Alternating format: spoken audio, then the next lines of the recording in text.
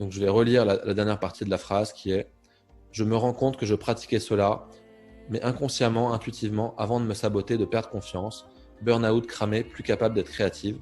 Cela prend du temps pour croire en nouveau à soi, en toutes circonstances, et tu nous y entraînes. » Voilà, l'idée c'est qu'il n'y a pas de potion magique, de formule magique qui fait qu'on va passer de 0 à 1 en une seconde. On peut ressentir et télécharger des choses de 0 à 1 en une seconde.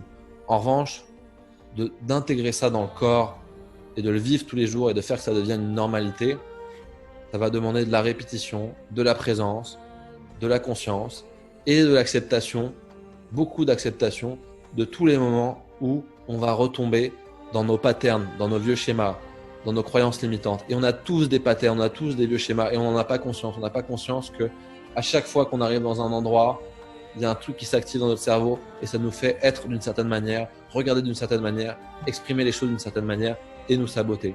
On s'en rend pas compte. Donc l'idée vraiment, c'est de continuer à progresser pour devenir de plus en plus conscient de notre inconscience.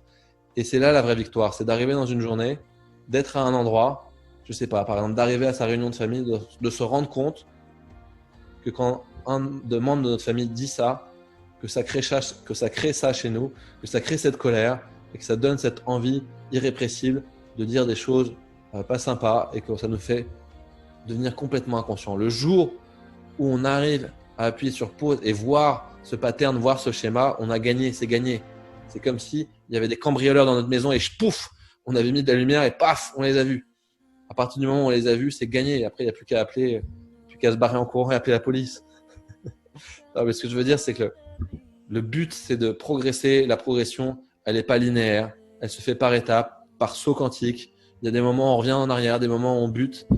Et le but, c'est d'être bien entouré comme on est ensemble au BCC, de choisir ses amis, de choisir des choses qu'on lit, des choses qu'on regarde pour faire en sorte de se créer une immersion, comme si on voulait devenir bilingue bien-être, bilingue performance, une immersion pour que quand on chute, quand on galère, on ait toujours des gens et des choses qui nous disent que c'est normal, que c'est pas grave, que ça fait partie du jeu et qui nous tirent vers le haut et qu'on ait envie de continuer et que plutôt que de revenir en arrière dans nos patterns, dans nos pathos, que on sert de nos chutes, de nos rechutes pour se connecter à notre pourquoi, à ce qu'on a envie de faire, à ce qu'on a envie d'accomplir la semaine prochaine, dans 10 ans, dans une autre vie, et que ça nous redonne de l'énergie, de l'envie d'avancer, d'aller de l'avant et d'accomplir des belles choses et surtout d'être nous-mêmes.